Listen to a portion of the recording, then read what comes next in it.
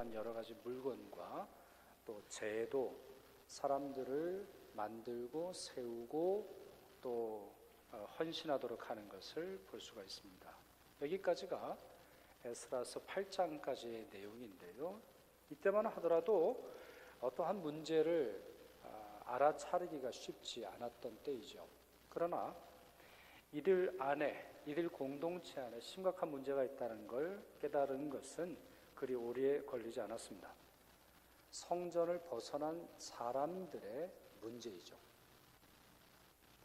성전에 모인 사람들에게서는 별로 문제를 찾기 어려웠는데요.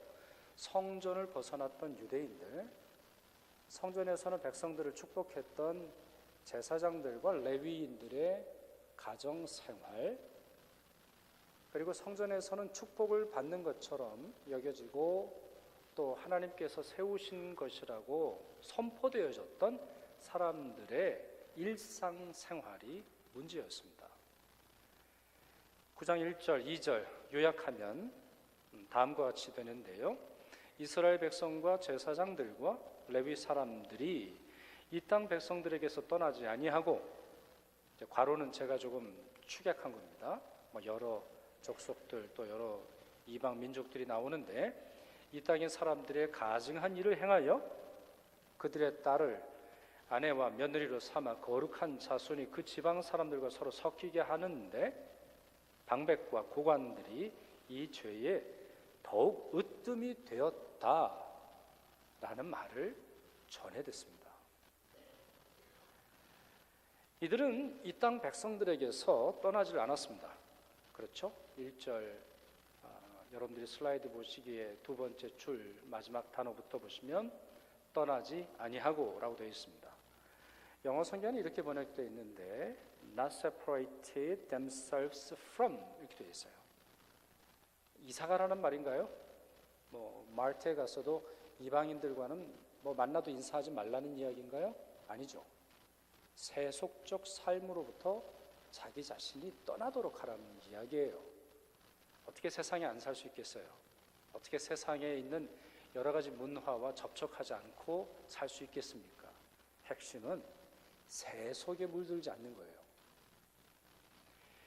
레위기 11장 하나님께서 이와 같이 말씀하셨죠. 나는 너희의 하나님이 되려고 너희를 애굽 땅에서 인도하여 낸 여호와라. 내가 거룩하니 너희도 거룩할지어다. 또 베드로전서 1장에도 유사한 말씀이 있는데요. 오직 너희를 부르신 거룩한 이처럼 너희도 모든 행실에 거룩한 자가 되라. 기록되었으되 내가 거룩하니 너희도 거룩할지어다 하셨느니라. 여러분, 이 두 가지 말씀, 구약의 말씀 하나, 또 신약의 말씀 하나 나왔는데요. 하나님이 우리에게 요구하시는 거룩함은 하나님의 말씀의 일부분이 아닙니다. 그렇잖아요. 레위기 11장이나 베드로전서 1장에 부르신 그분처럼 여기서 말하는 이제 우리는 그 유대인들, 히브리 사람들인데 애굽에 종살이하면서 온갖 우상 숭배 섬기고 온갖 타락한 문화에서 살던 사람들을 자유케 하신 나는 이라고 했단 말이에요. 너희를 부르시고 너희를 부르고 너희의 하나님이 되려고 너희를 인도하여 낸 나는 그분 자신에 집중하고 있고, 하나님의 명령은 나의 거룩함대로 너희도 거룩하라 이렇게 말씀하신다는 거죠. 그러나 에스라 당시 레위인들 또 제사장들 그리고 고관들 많은 유대인들은 이런 거룩함의 기준에 미치지 못하는 삶을 살았죠. 그래서 성전 안에서는 거룩한 백성이었고 세상에 나가서는 세속에 물들어서 살아가고 있었습니다. 두 번째, 이들은 그 땅 사람들의 가증한 일을 행하더라 그렇게 지금 전해 듣습니다. 가증한 일이 무엇이겠습니까? 가증한 우상들이 하나님 신앙을 밀어내기 시작했죠. 가증한 자들의 주문이 참된 기도를 대신했습니다. 가증한 사상, 가증스러운 행동, 가증스러운 주장들이 참된 신앙 고백과 경건의 자리를 차지하고 말았다는 것입니다. 성경에는 예배의 책들이 있죠. 성경에는 예배의 책들, 중요한 책들이 있는데 그 중에 가장 중요한 것이 시편인데, 시편 1편은 그 모든 시, 찬송, 예배의 서론격입니다. 그것은 다음과 같이 되어 있죠. 복 있는 사람은 악인의 꾀를 따르지 아니하며 죄인들의 길에 서지 아니하며 오만한 자의 자리에 앉지 않는 사람이다 라고 말하고 있어요. 어떤 자리에서 어떠한 태도를 가지고 살아가고 있는가가 그 사람의 신앙을 보여주는 것인데요, 아쉽게도 에스라 당시에 많은 사람들은 세속에 접촉하고 세술에 물들 뿐만 아니라 가증한 일들을 생산하고 있더라는 거죠. 마지막으로 세 번째, 이것이 결정적인데요, 이방인들과 통혼하게 되었습니다. 구약시대만 해도 하나님은 이방인들과의 결혼을 매우 엄격하게 금지시키셨습니다. 이것은 에스라 당시도 마찬가지인데요, 거의 대부분의 후기 예언서들, 거의 대부분의 후기 이스라엘의 역사를 기록한 역사책들의 내용을 보면 이 통혼이, 달리 말해서 신앙이 섞인 가정이 이스라엘, 유다의 멸망의 원인 중에 하나로 손꼽히고 있습니다. 우리는 지금 신약 시대를 살아가고 있는데요, 이 부분은 조금 이제 좀 달라지죠. 고린도전서의 말씀을 보시면 하나님을 믿는 백성들, 예수 그리스도를 믿는 성도들이 배우자가 이방인인 경우에 어떻게 해야 하는가에 대한 가르침이 나옵니다. 거기에 이혼하지 않아도 된다라고 하는 말씀이 있고, 또 그들을 누가 구원하겠는가, 이미 먼저 믿은 배우자를 통해서 하나님의 거룩함이, 하나님의 구원의 능력이 전해져야 하지 않겠는가라고 하는 말씀이 나오죠. 그러니 오늘 본문에 나오는, 또 에스라 10장에 나오는 이 이혼 정책이 우리에게 그대로 적용되는 것은 아닙니다만 하나는 분명합니다. 가정이 중요하다는 거죠. 가정이 중요하다라고 하는 것은 성경 어디에도 다른 가르침이 없는 일관된 가르침으로 우리에게 주고 있습니다. 이유는 가정의 기능과 역할 때문입니다. 가정은, 여러분의 가족 생활은, 가정 생활은 하나님의 신앙을 경험하는 첫 번째 장소입니다. 여러분들의 자녀들은 신앙이 무엇인가 여러분을 통해서, 여러분 부모님을 통해서 처음으로 대면하게 됩니다. 다른 곳에서는 신앙의 내용을 전해 듣고 신앙의 메시지를 듣는 정도가 되겠습니다만, 가정은 그 신앙의 의미가 뿌리를 내리고 열매 맺는 첫 번째 장소입니다. 그렇기 때문에 중요한 거예요. 뿐만 아니라 하나님의 말씀을 간직하고 하나님의 말씀을 자녀 세대 후대에게 전달하는 기능이 바로 가정에 있기 때문이죠. 그렇기에 부부관계가 무질서하게 되고 부모의 신앙이 자녀들에게 전수되지 않으며 부모들의 헛된 신앙, 세속적 욕망이 복음, 하나님의 말씀을 밀어낼 때 그와 같은 일이 결국 민족적인 일로, 나라의 재앙으로 연이어서 나타나는 것이 바로 성경의 가르침인 것이죠. 오늘 본문 2절은 이와 같은 내용, 그들이 세속에 물들고 가증한 일을 행할 뿐만 아니라 통혼하여서 가정 자체를, 가정에게 주신 하나님의 질서를 혼란하게 한 이 일이 죄라고 말합니다. 아주 심플한 단어로 설명하고 있죠. 한글에서는 죄라고 말하는데요, 히브리어 원문은 마알 이렇게 되어 있습니다. 영어 성경이 잘 번역을 해놨는데 ESV 성경은 faithlessness 이렇게 되어 있어요. 그러니까 믿음 없음이라는 얘기예요. 이건 믿음이 아니에요. 이건 믿음이 부족한 정도가 아니고, 이거는 잠시 믿음이 있다가 사라진 정도가 아니라 믿음이 없는 행동이라고 하는 것을 보여줍니다. 윌리엄 로우라는 분이 있습니다. 윌리엄 로우. 저는 이제 2003년에 이제 유학을 오면서 대부분의 이제 책들을 가져오진 않았습니다. 이분 책은 제가 들고 왔는데, 그 책 중에 하나가 이렇게 되어 있어요. 경건한 삶을 위하여. 경건한 삶을 위하여. 근데 제목이 조금 시리어스해요. 표현은, 우리 한글 표현은 경건한 삶을 위하여 이렇게 되어 있는데 영어로는 이렇게 되어 있습니다. Serious call to a devout and holy life. 그러니까 경건과 거룩한 생활에 대한 매우 심각한 부름이라고 하는 것이 이 책이에요.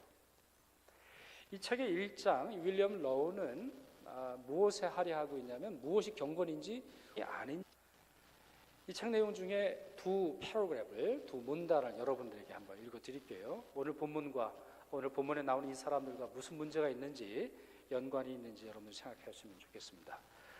첫 번째 문단입니다. 어느 복음서에도 공중예배에 필요한 명령의 말씀이 하나도 없다는 것은 매우 주목할 만한 일이다. 반면에 삶의 일상의 행동들을 지배하는 신앙의 의무나 경건에 대하여는 성경의 모든 구절마다에서 발견된다.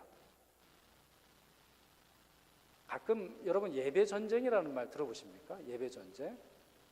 예배 드릴 때 복음성가 불러도 되는 겁니까? 아니면 찬송가만 불러야 됩니까? 장로님의 기도는 10분 정도 해도 되는 겁니까? 아니면 한 2분 정도면 괜찮은 겁니까? 목사의 설교가 1시간 넘으면 문제가 생기는 겁니까? 아니면 20분 정도로 끝내야 합니까? 어떠한 내용도 성경에는 기록되어 있지 않아요. 공중예배, 그러니까 함께 드리는 예배에 있어서 성경은 대부분 침묵하고 있어요. 근데 사실 우리 대부분은 이제 그것 때문에 싸우죠. 예배 시간에 어떻게 하는지에 따라서 뭘 부르고 뭘 쏘고 뭘 하는지에 대해서 우리는 많이 논쟁을 벌이고 있지만, 이 윌리엄 로우는 그렇게 가르치고 있어요. 사실이에요. 대부분 침묵하고 있어요. 그런 게 있죠. 삶의 일상의 행동들에 대해서 얼마나 많이 말하고 있나요? 여러분들이 생활하는 데 있어서의 돈 쓰는 문제, 먹는 문제, 입는 문제, 사는 문제, 어디 가는 문제, 네? 월요일부터 토요일까지 살아가는 삶의 여러 가지 형편의 문제, 성경이 얼마나 많이 말하고 있나요? 근데 대부분 우리는 성경이 침묵하는 바에 대해서 흥분하고 그것에 대해서 논쟁하는 시간을 많이 쏟을 뿐만 아니라 명백하게 말하는 이 신앙의 의무와 경건에 대해서는 침묵하고 있음을 이분이 지적하고 있어요. 그러면서 이것이 이방인들이 하는 행동이라고 하는 사실을 설명하죠. 그 다음 내용을 한번 읽어볼게요. 무엇을 먹을까, 무엇을 마실까, 무엇을 입을까 염려하지 말라. 이는 다 이방인들이 구하는 것이라. 예수님께서 하신 말씀을 인용하고 있어요. 그러나 이 생에 필요한 일들로 그렇게까지, 네, 요 강조는 이제 제가 하는 겁니다. 책에는 뭐 강조가 없어요. 그렇게까지, 네, 그게 중요하다는 건 다 압니다만 그렇게까지 사로잡혀 있다는 것은 하느냐, 아직도 우리가 그리스도인의 정신을 가지고 살고 있지 않다는 것을 보여주는 것이다. 달리 말하면 뭐라는 거예요? 아직 그리스도인이 아니라는 거예요. 마지막 문제는 이렇게 되어 있죠. 우리는 이방인들과 같이 세상의 허무함과 어리석음을 즐거워하고 있는 것이 분명하다. 우리 뭐 좀 문제 있다. 네? 내 문제는 어떻게 확인할 수 있느냐? 예수님이 하신 말씀처럼 확인해 보면 된다는 거예요. 예수님의 이 마태복음 6장의 산상수훈에 나오는 이 말씀처럼 나는 뭘 걱정하고 살아요? 나는 뭘 즐거워하고 살죠? 무엇에 목말라 하고 사나요? 아직도 무엇을 먹을까? 무엇을 마실까? 무엇을 입을까? 염려하고 있다면 그건 이방인들이 하는 행동이에요. 이방인 누구예요? 하나님을 모르는 자들이죠. 자기 삶에서 하나님의 영광이 나타나지 않는 자들이죠. 그러므로 여러분, 우리는 매우 심각한 신앙의 도전 속에 있어요. 그것은 성전 안에서 벌어지는 일이 아니라 성전을 떠난 여러분의 삶에서 벌어지고 있죠. 우리가 무엇을 먹을까? 무엇을 마실까? 무엇을 입을까 염려할 때 우리에게 영적 자유를 주시고 천국을 약속하신 하나님을 모독하게 되는 것입니다. 윌리엄 로우의 이 말은 에스라 당시의 유대인들의 죄, 유대인들의 문제의 핵심이 무엇인지 이해하도록 잘 도와줍니다. 하나님께서 그들에게 요청하신 믿음과 영성은 성전, 여기서 말하는 성전이 성전 건물인데요, 성전 건물 안에서 수행했던 종교적인 의무로 충분한 것이 아니에요. 그리고 성전 안에서 하나님께 드렸던 영성, 하나님을 만나는 그것 자체로 목적을 두지 않는다라는 것을 이해할 수 있어요. 하지만 그들은, 에스라 당시의 많은 유대인들은 하나님이 주신 영적 자유, 하나님이 허락하신 영적인 축복, 하나님께서 대언하심으로 하나님께서 제사장과 많은 사람들을 대언을 통하여서 주셨던 하나님의 권능을 자기의 타락의 불을 피우는 땔감으로 사용하고 있음을 알 수 있습니다. 이들이 하나님을 만난 체험은 가증한 인격과 추악하고 더러운 불신앙을 감추는 가면으로 사용하고 있었던 것이죠. 에스라는 이 점을 깊이 회개하고 기도하고 있습니다. 에스라 9장의 상당수의 내용은 사실은 이 문제를 하나님께 고백하며 역사적 이 범죄 행위를 사죄하는 그러한 내용이라고 볼 수 있습니다. 잠시 이 내용을 살펴보기 전에 기도라는 것에 대해서 한번 말씀을 좀 드려야 될 것 같은데, 간혹 정말 믿음이 좋은 성도님들도 기도를 마치 아무것도 아닌 듯이, 예를 들어서 이런 거죠. 제가 다른 것은 못하겠습니다만 기도만 하지요, 이런 말을 해요. 또 아니면 어떤 분들은 해보고 안 돼서 마지막으로 이제 정말 뭐라 그럴까요? 물에 빠진 사람이 지푸라기라도 잡는 심정으로 하는 것을 기도의 행위라고 생각을 합니다. 여러분, 이와 같은 생각은 기도를 수치스럽게 여기는 뿐만 아니라 기도하라고 하신 기도의 특권과 의무를 주신 하나님을 부끄럽게 하는 겁니다. 기도는 여러분들이 하는 마지막 행동이 아니에요. 기도는 다른 것을 대신하거나 아니면 다른 것은 할 수 없으니까 기도만 하는 행위가 아니에요. 주님께서는 나의 말이 너희 안에 있고 너희가 내 안에 있다면 무엇이든지 원하는 대로 구하라 하셨어요. 달리 말하면 하나님의 말씀이 있다라는 것이 무엇으로 증명이 됩니까?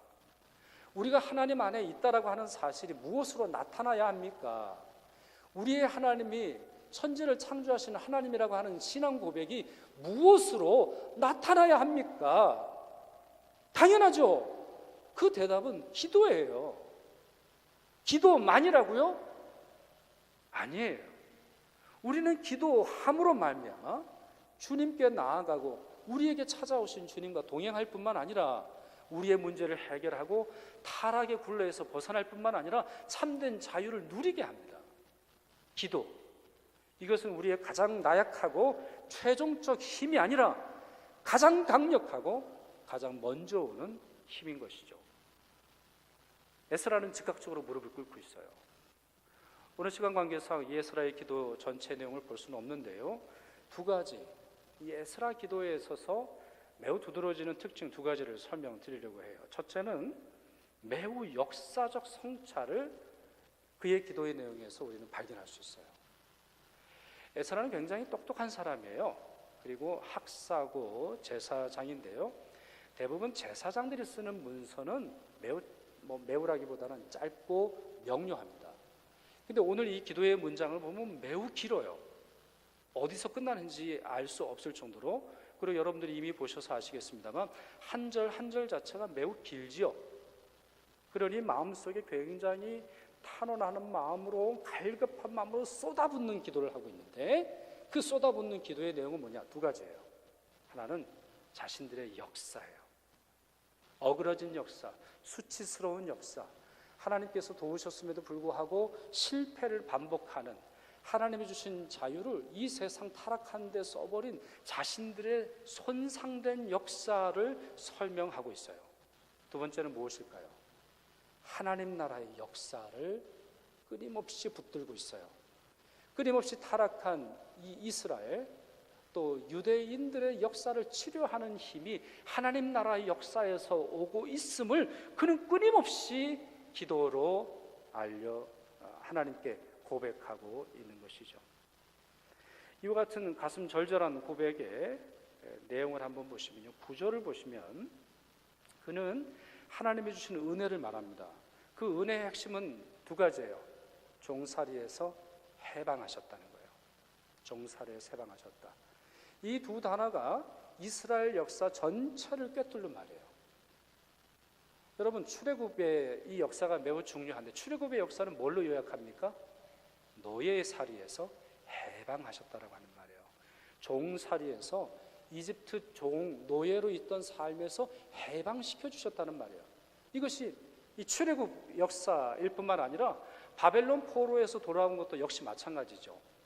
사람들은 그들을 억압하고 굴레를 씌워서 노예로 만들었지만 하나님께서는 그들을 자유케 하셨다라고 말하고 있어요. 구절은 바로 그와 같은 내용을 설명하면서 하나님의 성전을 세우도록 하신 역사를 언급하고 있습니다. 하나님이 무너진 것을 수리하게 하셨고 하나님께서 유다와 예루살렘에 울타리를 주셔서 자유와 안전과 보호와 위로와 도우심을 주셨죠.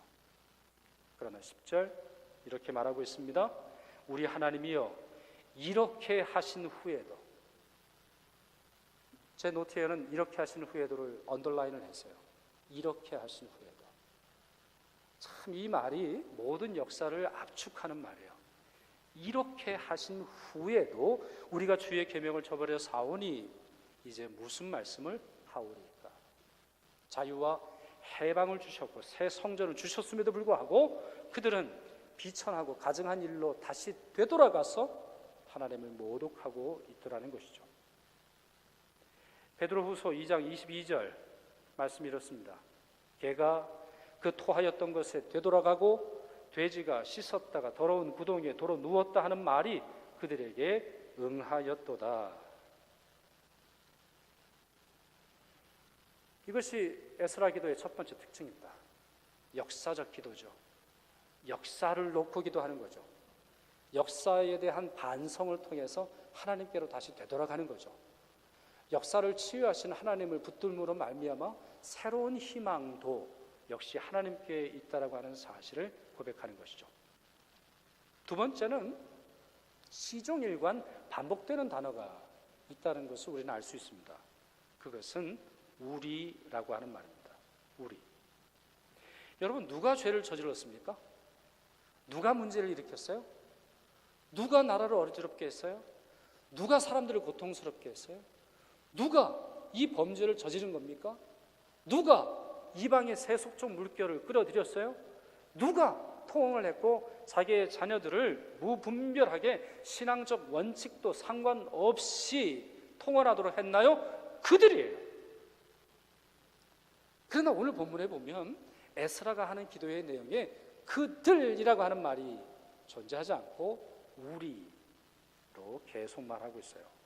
7절 우리 조상들의 때로부터 오늘까지 우리의 죄가 심하매 우리의 죄악으로 말미암아 우리 왕들과 우리 제사장들을 10절 우리가 주의 계명을 저버려 싸우니 13절 우리의 악한 행실과 큰 죄로 말미암아 이 모든 일을 당하여 싸우나 우리 하나님이 우리 죄악보다 형벌을 가볍게 하시고 마지막 14절 우리가 어찌 다시 주의 계명을 거역하고 이 가증한 백성들과 통혼하오리까?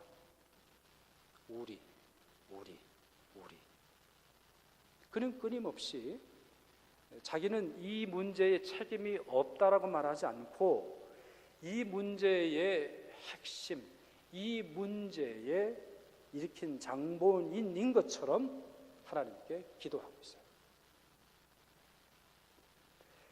세속에 물들어서 거룩함을 손상하고 조상들의 죄를 반복한 그들이 있습니다만 그들이 처한 영적인 현실, 그들로 말미암아 벌어지는 민족 전체의 아픔과 고통을 에스라는 함께 느끼고 있었던 것이죠.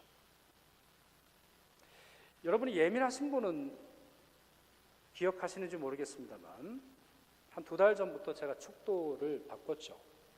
대개 축도는 이렇게 됩니다. 예수 그리스도의 은혜와 아버지 하나님의 사랑하심과 성령의 교통하심이 모든 백성들에게 라고 선포합니다. 그래서 축복하는 자와 그 축복을 받는 자들을 분리시키죠. 그런데 여러분들이 기억하시는지 모르겠습니다만 오늘 제가 축도를 어떻게 하는지 들어보시면 또 명료해지겠습니다만 최근에 저는 우리에게 임하시기를 다음과 같은 내용으로 바꾸었습니다. 저 자신도 복을 선언하는 대상이 아니라 복이 필요한 대상이라고 하는 것이 너무나 분명하기 때문이죠. 그것은 여러분도 마찬가지예요. 크리스천들 역시도 여러분들은 세상으로 나아가서 복을 비는 존재, 민수기 6장이 말하는 것처럼 여러분들을 말미암아 하나님의 얼굴과 하나님의 평강과 하나님의 은혜가 전달되어야 되겠습니다만, 여러분 역시도 세속 가운데서 예수님이 기도하시지 않으셨어요? 양을 이리 가운데 보내는 것 같다라고 하는 그 메시지가 바로 여러분들을 향한 메시지라는 것을 기억하셔야 하기 때문이죠. 우리는 복이 필요합니다. 우리는 은혜가 필요한 백성입니다. 우리는 우리 스스로 설 수 없고 문제로부터 격리되어서 안전지대에 그저 머무를 수 없는 존재입니다. 말씀을 요약할까요? 오늘 주신 말씀의 몇 가지 내용을 좀 문장으로 추려서 요약을 해서 말씀을 드리고 말씀을 마무리하려고 합니다. 첫째, 하나님이 주신 은혜와 자유는 거룩한 삶에 대한 목적과 목표를 가집니다. 하나님이 여러분을 자유케 하신 이유는 모든 것을 가능하게 하신 이유가 아니라 여러분의 자유를 가지고 이제 하나님 뜻대로 살라고 하신 것이죠. 두 번째, 하나님이 원하시는 거룩함은 일주일에 한 번 교회당에서 드리는 거룩함에 머물지 않아요. 셋째, 하나님이 원하시는 거룩함은 여러분의 일상, 여러분의 부부 생활, 여러분의 직장 생활에서 증명되어야 합니다. 넷째, 거룩함이 손상되었을 때 우리는 즉각적으로 기도해야 합니다. 마지막으로 다섯 번째, 비록 내가 범죄하지 않았다 할지라도, 비록 내가 고통당하지 않는다 할지라도, 비록 나는 그 문제에 아무런 책임이 없다 할지라도, 내가 그 문제를 일으키지 않았다 할지라도 민족의 아픔과 공동체의 슬픔을 우리는 함께 짊어지고 가야 할 사명이 있습니다. 그것을 뭐라고 부르면 좋을까요? 믿음의 공공성, 영적인 공공성, 슬픔의 공동체, 슬픔을 나누는 공공성이라고 부를 수 있을 것입니다. 4월은 우리 민족의 큰 아픔이 많은 달입니다. 4.3 제주 사건, 4.3 긴급조치, 4.16 세월호 사건, 4.19 혁명, 이 외에도 수많은 아픔과 또 때로는 희망 섞인 일들이 우리 역사 가운데 있었죠. 올해는 유난히 이것이 더 크게 다가옵니다. 이 4월에 있었던 민족의 아픔, 4월에 감당해야 할 민족적 책임을 우리는 외면할 수 없음을 느끼고 있습니다. 이제 이번 주가 지나고 다음 주 말이 되면 남한과 북한의 지도자들이 만나지 않습니까? 그리고 그 다음에는 북한과 또 미국의 지도자들이 회담할 예정에 있죠.